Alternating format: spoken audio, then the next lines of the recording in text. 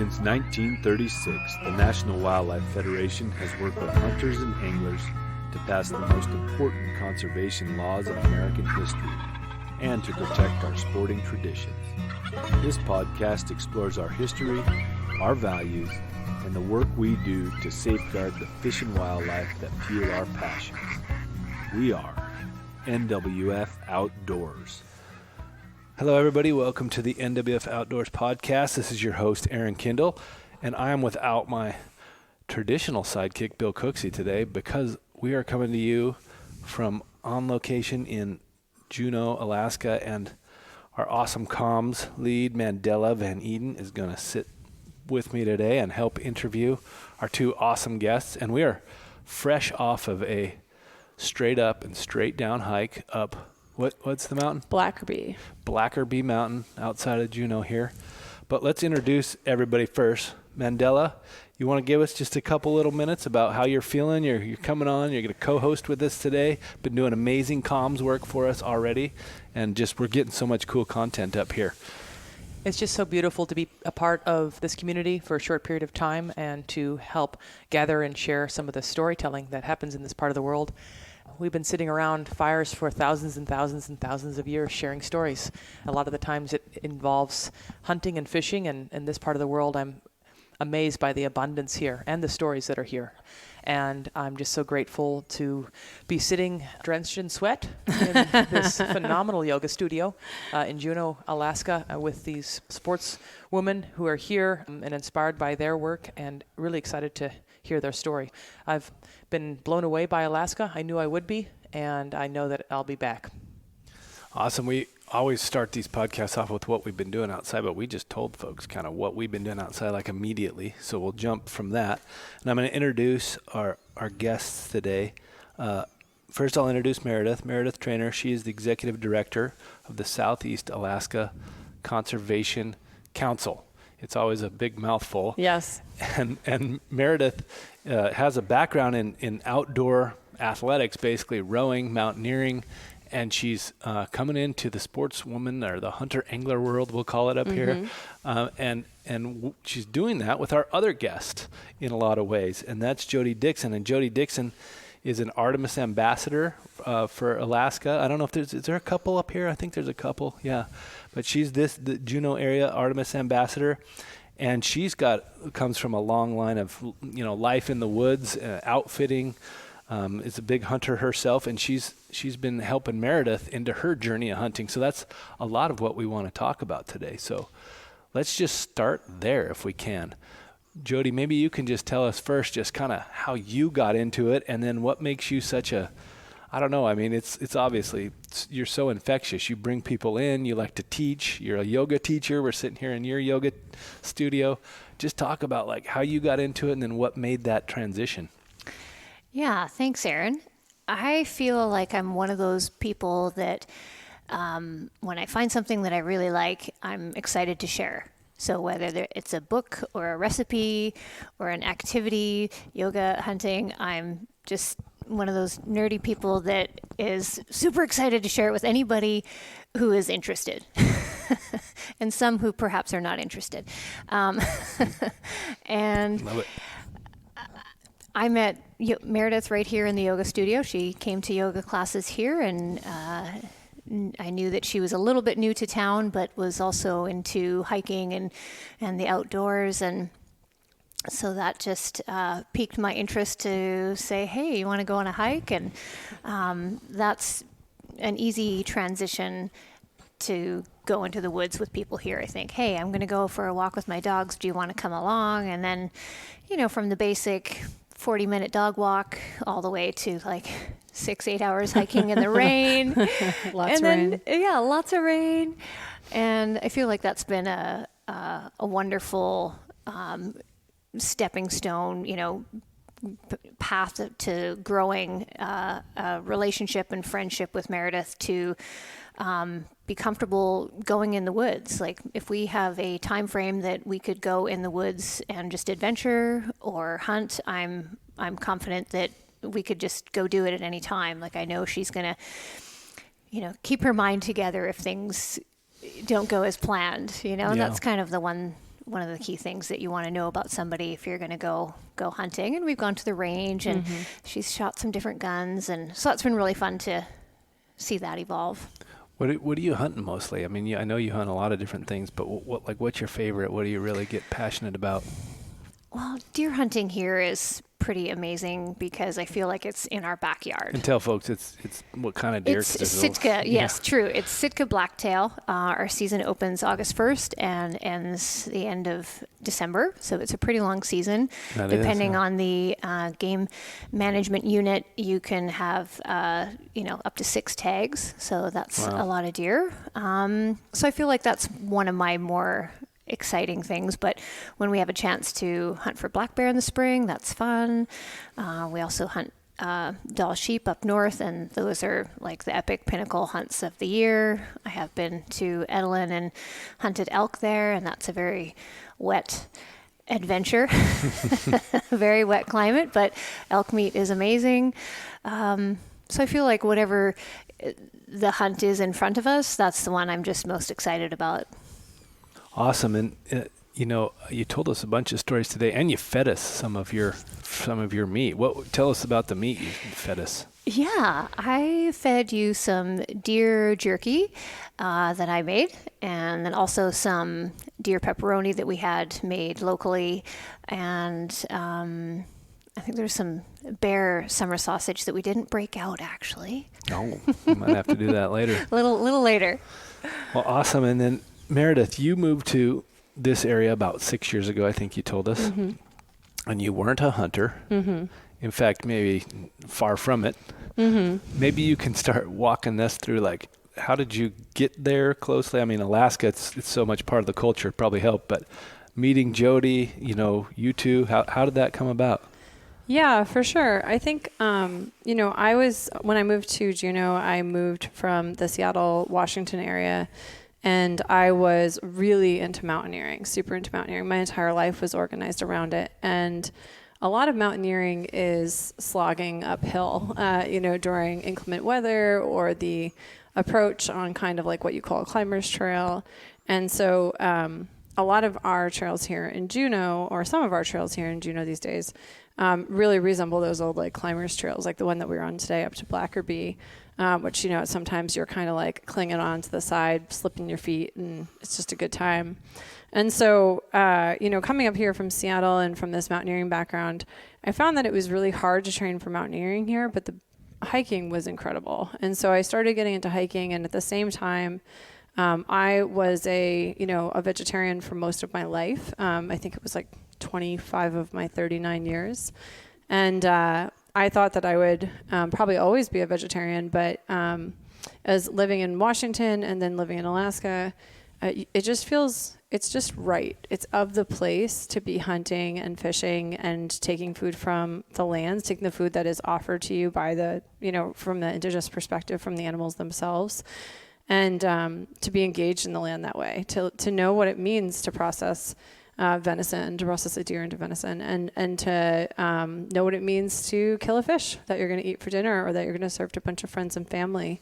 So I kind of had this like gradual progression from being this like vegetarian to then being like a pescatarian, which is someone who eats fish, to then being like a seafooditarian, and then to being finally now, like, I describe myself as an Alaskavore, where I eat foods that are wild from Alaska. And if it's wild from here, then I'll eat it. So at this point, I've had crazy things, like things that would just blow my mind a few years ago. But Jodee shared with me pickled deer heart, which was a total treat. And a neighbor shared with me a caribou bone broth soup that I had a few years ago. I've had the great privilege to taste indigenous Alaska Native seal grease, which is a very special treat. And so as my culinary space has expanded, it's funny to say it this way because I feel like this is such a cliched story, but for a hot second, I dated a guy who hunted a lot, and he would share venison with me. And then I stopped dating him, and I was like, oh, shoot, where am I going to get venison? And so that between my friendship with Jodee and her interests, and then she really invited me to kind of into her world to get to join and learn about this. And as an Artemis ambassador, it's been cool to see her expanding her hunting work and in this space. And so it just kind of all dovetailed together. And now this spring I went on my first grouse hunt. We weren't successful that day, but that was okay. And then this fall I am hoping to begin deer hunting. And that's kind of where we're at right now. Jodee, I was just curious about your journey into hunting as well, because you and I have a lot in common. Both have a whitewater kayaking background and yoga.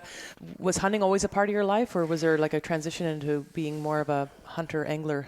Yeah, my now husband is an avid hunter and has been his whole life. And so when we started dating, we started doing a little bit of grouse hunting and meeting him and doing the things that he loved to do outside, which was a lot like me. I would do those things except for without the hunting part. It blossomed. And so for him to have a partner that could just step right in and be in the backcountry with him step by step was easy. And for me to have that experience of, adding this intense focus to the outdoor experiences I was already having was awesome. And I didn't fully understand it until probably after my first big game hunt, which was a Dahl sheep hunt, which a lot of people might think, what the heck? First little big game hunt. Yeah. And, I got a sheep and he got a sheep. It was amazing. It was super hard work, amazing heavy packs and late nights, northern lights, like on and on. And then it was time to, get picked up, and I didn't want to leave. I really felt like there was a little part of me inside that wanted to have a temper tantrum, just like, I don't want to go. But I experienced that added intensity of hunting, of like really being focused on something and then being so engaged and your body pushed to its physical limits, right? You are on, everything is working, and you can't mimic that any other way. And those experiences, I was like, oh yeah, like when the pilot came to pick us up, and he's like, well, it's either your first and last, or it's your first of many. And I was like, first of many, like I can't wait to come back. And so, not every hunt is a sheep hunt, but they are all special. And I can't imagine my life without, my partner Shane and us hunting together. Like that's our life. That's what we live for. You dove in kind of head first. Like this wasn't terribly long ago, and you've hunted all kinds of things all over the place. So that's pretty amazing. And I love the way you describe it too, because that's like that beauty in what hunting is hard to describe to people who have never done it. And you did a really good job there. I would like people who haven't to listen to that. And it's not this, sometimes it gets this misconception that it's some like bloodlust or, it's not that. It's this beautiful, amazing experience. And you touched on one other thing, and that was, I think it ignites something inside of you. All people for all time have been hunters. And it's like you feel after you've done it enough. I mean, I sit here and get goosebumps thinking about it, that like I'm tapping into something that's like human, and it's so amazing. And I'm really interested too in exploring your two's relationship. I'm pointing at Meredith and Jodee, because you, Jodee, have been this person who got into it head first and started inviting other people into it too, because you realized that. How did you two end up going about that? How did that happen? Well, I think it's actually a big part of it is you being an Artemis ambassador. Like you started organizing these really fun, like there was a dinner, one night in October, I think it was like a year or two ago. And, Jodee brought out all this wild game, and she invited a bunch of other female hunters and then a bunch of folks that you knew that might be interested. And like, so if you're like interested and you're kind of curious, right? You're like, call it hunting curious. You show up and there's this like enormous spread, and people are just naming what everything is and what it's made of and where they got it, like where they went hunting. And it's this amazing like revelation of like, wow, I could have this relationship with food and with the land. And here's a bunch of women I know that are around me in my community that I can learn from and that are really passionate about this. And this doesn't have to be, you know, I don't think Jodee or I are inclined to let anything be just a man's sport, like literally anything. That's not in our worldview.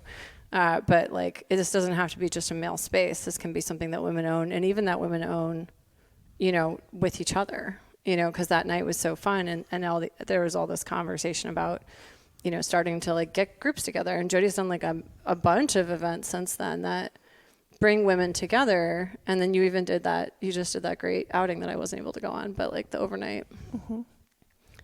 Yeah. Yeah, it's nice to hear your experience or memories of that dinner. It was just a campfire at my house, and yeah, just a bunch of different food. And something that I noticed about that dinner is anyone that didn't have wild game to bring, this is, you know, mushrooms that I picked. These are beets from my garden. And it was so much, you know, passion with the food and connection. And I think that's what makes that dinner so special. It's not like, oh yeah, I picked up a chicken at Safeway. Like that doesn't bring love to the dinner. So I feel like that's something that is a way to incorporate people into this community that maybe are not quite, you know, either not interested or not yet interested in eating meat or in hunting, but you can still share the appreciation. I feel like the first carrot that comes out of the garden, right? Like that's a special carrot. You treat it like with so much care. Well, that's like, you know, the first grouse you get. Wow, you do not waste any of it.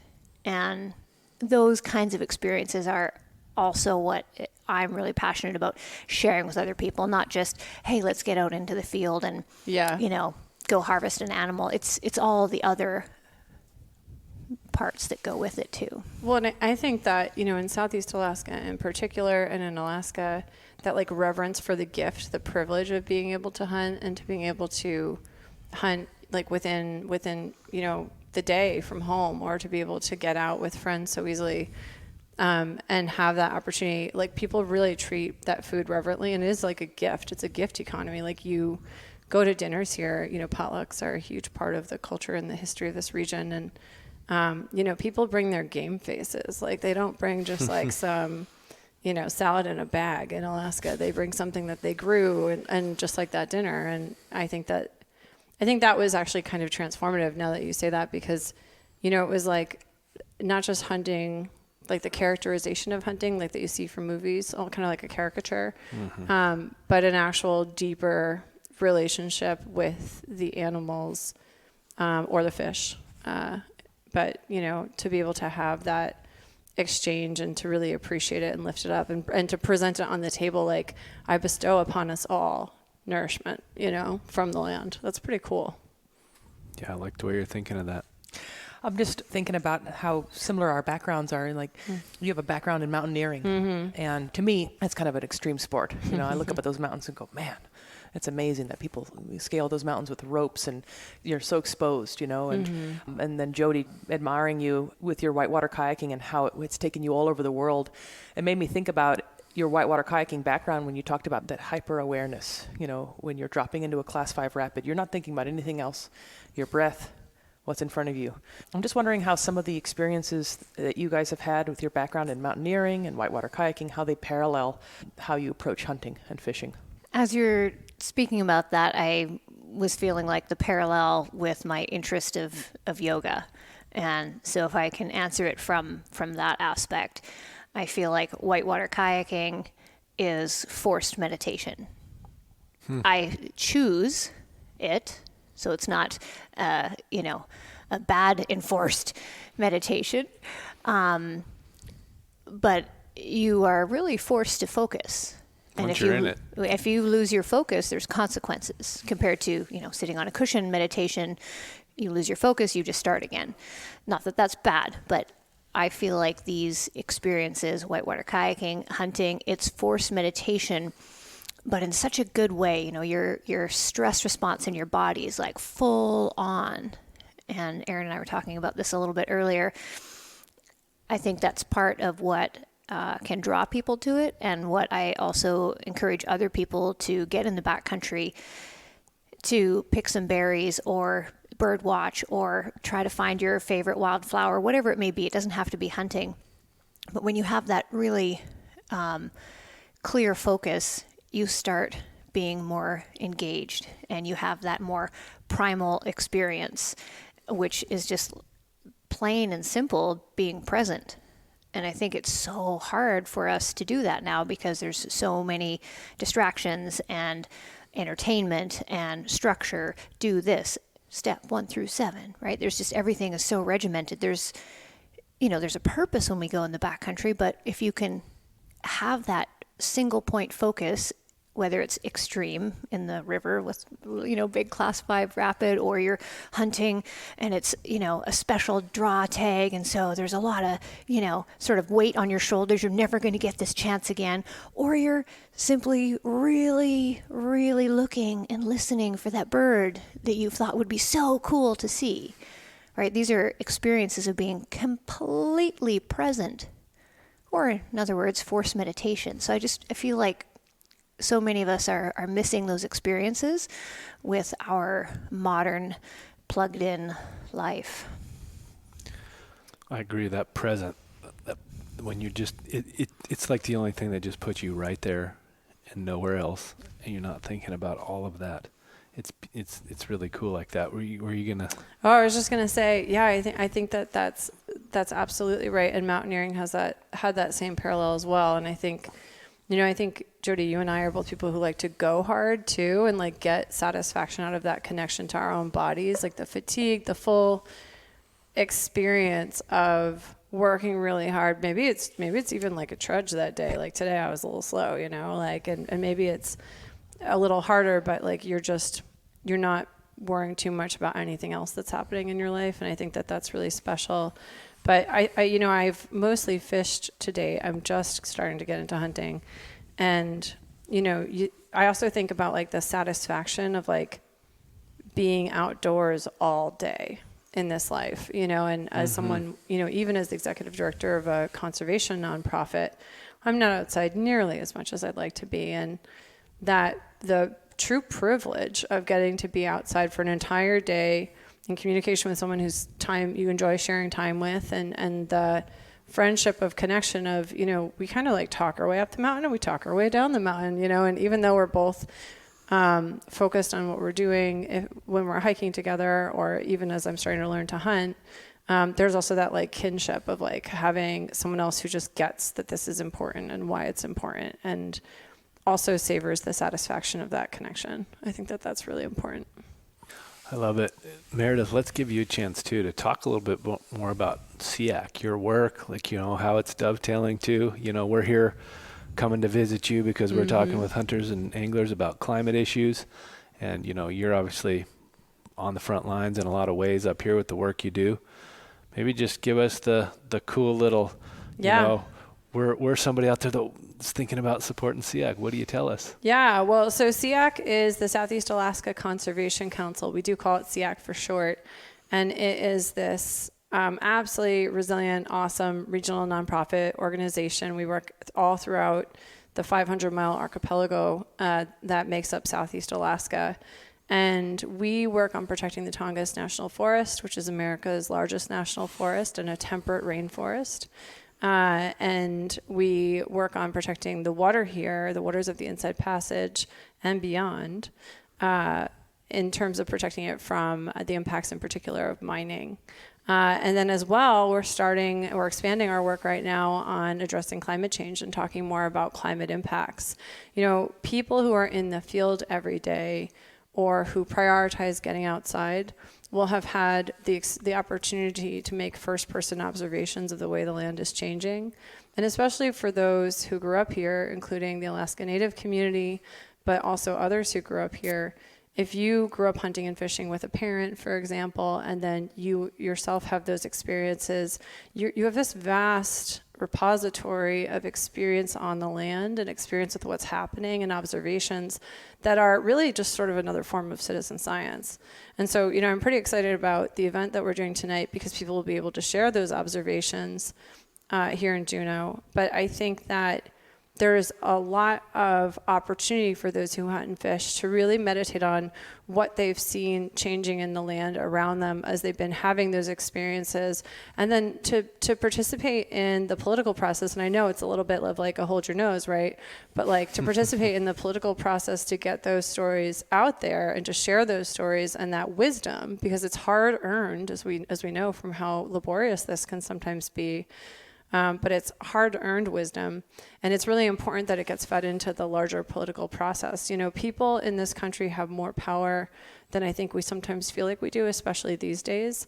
And SEACC and I really hope that people participate in their public process and share what their experiences on the land so that their decision makers will take action on climate change. And we're seeing a little bit of that this week with the Inflation Reduction Act. We hope that that's going to go all the way through. But there's a lot of opportunity there. And then the last part of that is just, you know, Southeast Alaska Conservation Council, we are a small but feisty organization, and we love having support from those in the lower 48. Like I said, it's a national forest, which means it's everyone's forest, and everyone has a stake in making sure it's protected. Man, that was a fantastic PSA. It's like I do this professionally or something. Yeah, I wish, especially, you know, we talk about this with climate, right? And that's why we're here. We're talking about hunters and anglers and climate issues, and you just kind of hit the nail on the head, right? Like, we're out there, we're seeing it, we're being it. Yeah. And that's kind of the key. That's why we're having these conversations, because we need that voice front and center, because it is a centered voice. It is a voice that's looking at the land, feeling the land. It's first person data. It's science, right? It's you know, if you see where vegetation is shifting over your lifetime or over the shared lifetime of the members of your family, then you know that the larger species, the mammals, they're going to shift as well. And if it so happens that the way that the climate is warming the globe in your area, that might be decisive. So like here in Southeast Alaska, winters traditionally used to hover right around freezing. But you warm, you know, when I was a kid and you'd hear that the planet was going to warm like 3 to 5 degrees, you kind of be like, how do I even evaluate that? But if you're used to a winter where it's usually just between 30 and 32, and that means you get snow and you get ice, and that's an important part of how the plants survive in your region and animals survive in your region, and then all of a sudden you're up at 34, you just went from snow to rain. It's a total game changer, and that's exactly what's happening here in Southeast Alaska. And it has repercussions on the wild foods that we gather, that Native Alaskans gather, but also that everyone who lives in Southeast Alaska tends to gather. And it also has repercussions on, you know, game animals. And this is the time to participate in that conversation and to share those kinds of observations. Yeah, Alaska is front and center. Alaska is front and center because we're so far north, you know? Yeah, 3 degrees. The science tells us 3 degrees in the last 60 years, over about 6 degrees in the winter, warmer, and predicted to go another couple of degrees by 2050. So we're talking, 5, 6, 7 degrees over a 100-year-ish period. That's a big damn deal up here. Yeah. And here we have that has affected deer populations in particular, and also their movements in terms of, you know, where areas where there was deeper snow and then you get little pockets under your conifers. If you start to have transitions in the tree species, there might be less forage for those deer, and they're more likely to starve or to suffer a morbidity event where they all die, and then we're not able to be harvested by people the next year. Yeah, that's a good point. I want to ask one more thing, because we're kind of having an abbreviated podcast this time, because folks, this will run when it runs. It will be the day after we have this event that we're doing tonight, and of which Meredith and Jodee are going to take part in, and we're going to bring in some other hunters and fishers from around Alaska to talk about this tonight. But I thought, you know, Jodee, from your perspective too, I wanted to get a little bit of your climate perspective on this, because we asked you for a reason, you know, one, because you're seeing it, doing it, but also because of that passion that you bring to it. And, you know, you told me a couple little stories today, and just, you know, I always ask people to look to the future and say, what's the outcome we want? When you look to the future and you see a preferred hunting, fishing, you know, lifestyle, what does that look like to you with all these variables, you know? Yeah, that's a great question. I feel like the local food circumstance is going to change everywhere. And I hope that local food becomes more and more popular. So if normally there's tons of one type of animal or one fish and things, I mean, they are changing. So if what you normally would fish or hunt starts to change, that we evolve and we start hunting and fishing other local food that is abundant. And if that can be something that is done across the board, we reduce our climate impact at least a little by eating local. I mean, everything that gets shipped up here to Alaska has such a huge carbon footprint. And in addition, when we're eating local, we're just that much more engaged in what's happening around us. I think it's better for us. And then when we start to see the changes, or we realize, oh, I used to go here all the time to pick berries, and now this green belt is going to be changed. Then you start engaging. It's really important to you, and I think that's where the passion is going to make change. When somebody's like, holy cow, this cannot happen, like, you start rallying the troops. We need to change this. And I don't think that happens, right, unless you are really engaged. And I feel like local food is the way to be engaged long term, not just for one particular occurrence, right? We're all going to keep eating. So. Yeah, I love the way you say that. If it hasn't happened to you yet, it's coming. And so you might as well start doing something about it now. I'm going to start trying to wrap this up. I got a kid at the airport we got to pick up. I just don't want to miss this opportunity to ask about the work that you do, Jodee, here in Southeast Alaska with Artemis sportswomen, because you mentioned it earlier that that's how you, Meredith, were kind of introduced into this concept of learning how to hunt through Jodee and her programs. Yeah, thanks, Mandela. I have offered a grouse hunting event and a preseason deer hunting event. I just feel like deer hunting is not going to be a group event. It would be like me with one or maybe two other people. And those have been really, really fun and a great way to see how people are learning and the questions that they come up with, and for them to come to these realizations that they don't have to, one person doesn't have to have all the knowledge. They could have some of the knowledge and skills, and they can partner with one or two other people that have complementary skills, and they could go and do this. And that's like the biggest success that I could explain from some of those Artemis events, and hope to offer more. Well, you're the perfect person for it, because that passion and that desire to teach and share, and that's so fantastic. I'm going to give all of you a chance to leave us with some wise words. Mandela, you want to start it off? Just amazing to be here in Juneau, Alaska. Yesterday, Aaron and I were recording an interview on a 90-foot fishing vessel that was built in 1944. It's been amazing to hear the perspectives from different people, whether they're commercial fishermen, whether they're sports fishermen, whether they're a subsistence fisherman. There's just so many different perspectives on how the climate is changing and how people like to interact with the critters that are running around Southeast Alaska. So I feel like my knowledge of this region has grown exponentially, and I look forward to returning and to sharing these interviews that we've gathered with some of the hunters and fishermen in this part of the world. So just wanted to say thank you to these amazing leaders in conservation who are sitting with us today.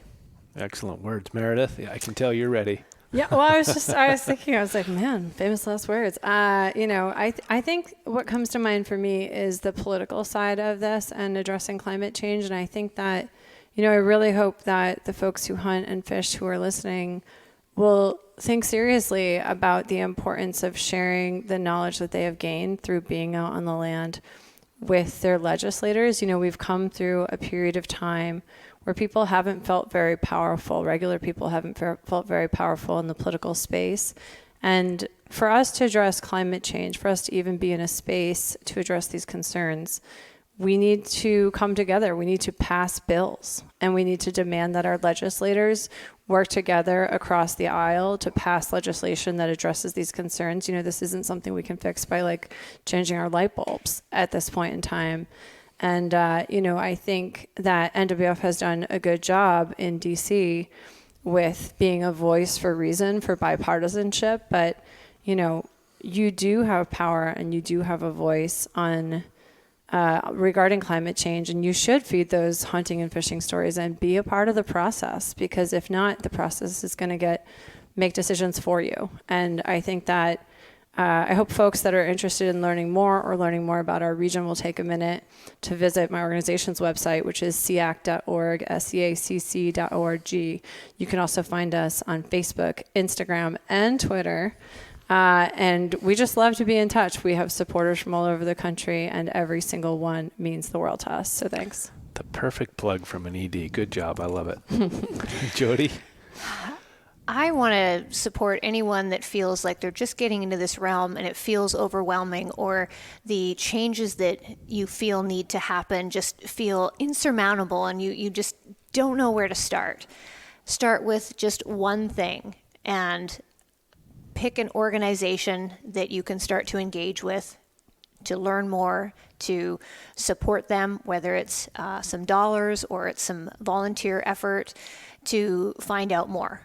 And if that's not quite the right organization, then find another one and just start, right? If you feel like I as an individual don't know what to do, how I can make change, step into a group of people, an organization that is already on that path, and they would be glad to have your help in any way you can help. We say, come on in, join the crowd. This is awesome. This is how you can help, because we do all need to do something. And check out Artemis for like the women who are like me, who are hoping to get into hunting. I think it's super cool that NWF has this program. And when I found out that Jodee was part of it, it just was like better. So I think like there are Artemis ambassadors all over the United States, and I'm sure there will be more in the years to come. So if you are a woman interested in getting active and getting out there hunting, take a minute to give that a Google, because it's pretty cool and has a rad name. Another awesome PSA. And Jodee, you're kind of in a select few. You have one that has been on the Artemis podcast and on the Outdoors podcast. So It's true. yeah, you're in the rare air. Checking them off. Well, I just want to express my gratitude. I mean, that's how I feel more than anything about being up here and spending time with you guys. Just people have opened their arms. They've shown us things. They've given us insight into their lives, what they're experiencing. It's a beautiful thing. I love the culture, the people, the food. We were walking along today, grabbing different kinds of berries and seeing amazing landscapes. And just thank you. And I couldn't say it better than what you guys say, but people on this who listen to this hear me harp on this all the time. I say two things. It's not a spectator sport. You got to get engaged. You both said that. I love it. And then we can't have this privilege without the obligation to take care of it. And you mentioned that too. Like, we have to get engaged. There's too many stressors. There's too many people not paying attention. If we don't get engaged, we don't stay engaged, then these things we love and cherish so much will slip from our fingers. So get engaged. Thank you all for coming. This was fun, little different flair than we normally do, but we did it on location, and I just appreciate that so much. So thank you. Thanks so much.